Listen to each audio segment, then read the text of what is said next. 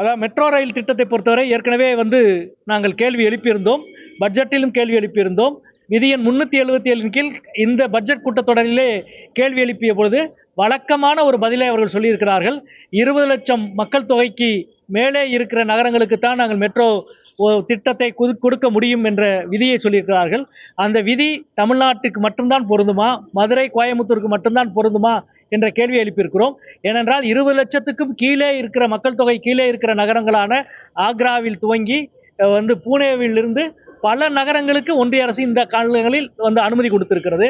அதே போல மக்கள் தொகை நெருக்கம், ஆக்ராவுக்கு கொடுக்கப்பட்ட அனுமதிக்கு காரணம் சுற்றுலா பயணிகள் அதிகம் வருகிற நகரம் என்று. ஆக்ராவோடு ஒப்பிட்டால் 1.5 மடங்கு சுற்றுலா பயணிகள் அதிகம் வருகிற நகரம் மதுரை. எனவே உத்தரப்பிரதேசத்துக்கு பொருந்துகிற நியாயம் மதுரைக்கு ஏன் பொருந்த மறுக்கிறது என்ற கேள்வியை எழுப்பி மதுரை கோயம்புத்தூருக்கு உடனடியாக மெட்ரோ ரயிலுக்கான அனுமதி வழங்க வேண்டும் என்பதை இப்பொழுதும் நாங்கள் வலியுறுத்தி இருக்கின்றோம். அதாவது கடந்த 10 ஆண்டுகளாக அதிமுக அரசு தான் தமிழ்நாட்டில் ஆட்சியில் இருந்தது. ஒரு முறையாவது சட்டமன்றத்தில் மதுரை விமான நிலையத்தை சர்வதேச விமான நிலையமாக ஆக்க வேண்டும் என்ற தீர்மானத்தை நிறைவேற்றியிருந்தால், அதிமுக ஆட்சி காலத்தில் நிறைவேற்றியிருந்தால் சொல்லுங்கள்.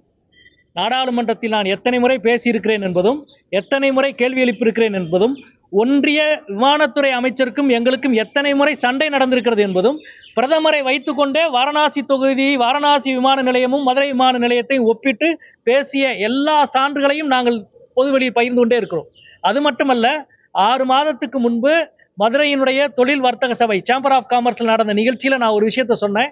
இந்த 18வது நாடாளுமன்றம் அமைந்த பிறகு நாடாளுமன்றத்தினுடைய விமான போக்குவரத்து அமைச்சராக ஆகியிருப்பவர் மரியாதைக்குரிய ராம்மோகன் அவர்கள்.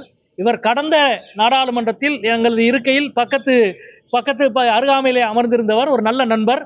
நிச்சயம் இந்த காலத்தில் மதுரையை சர்வதேச விமான நிலையம் ஆக்குவதற்கு அவர் கூடுதலாக முயற்சி செய்வார் என்று நாங்கள் சொன்னோம்.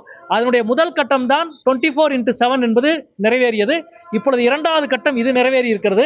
இதற்கு முதல் காரணம் இந்த 7 ஆண்டுகள் விடாது குரல் கொடுத்த நானும், விருதுநகர் நாடாளுமன்ற உறுப்பினர் மரியாதைக்குரிய மாணிக்கம் தாகூர் அவர்களும், அதே போல கடந்த 5 மாதத்துக்கு முன்பு அமைச்சரவர்களை நேரிலே சந்தித்து தென் மாவட்ட எம்பிக்கள் எல்லாம், மரியாதைக்குரிய கார்த்திக் சிதம்பரம் அவர்கள், மரியாதைக்குரிய நவாஸ்கனி அவர்கள், மரியாதைக்குரிய தங்கத்தமிழ்ச்செல்வன் அவர்கள், மரியாதைக்குரிய சச்சிதானந்தம் அவர்கள், இதே போல தென் மாவட்டத்து எம்பிக்கள் எல்லோரும் சேர்ந்து விமான போக்குவரத்து துறை அமைச்சரிடம் ஏறக்குறைய 1 மணி நேரம் வாதிட்டோம்.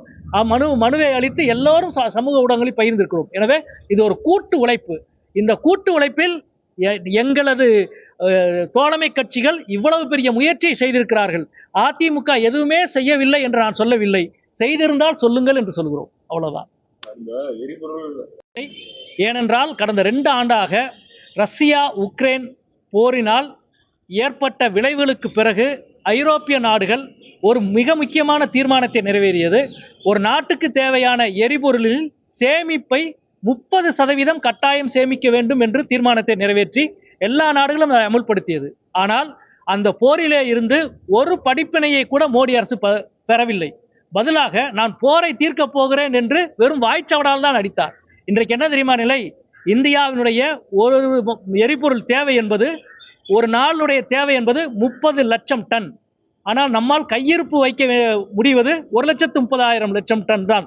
அதாவது 1.5 to 2 நாளுக்கான தேவைக்கு தான் நம்முடைய கையிருப்பு இருக்க முடியும். ஆனால் ஜப்பானுடைய கையிருப்பு 244 நாள் ஜப்பானில் கையிருப்பு வைக்க முடியும். எந்த முயற்சியும் செய்யலை.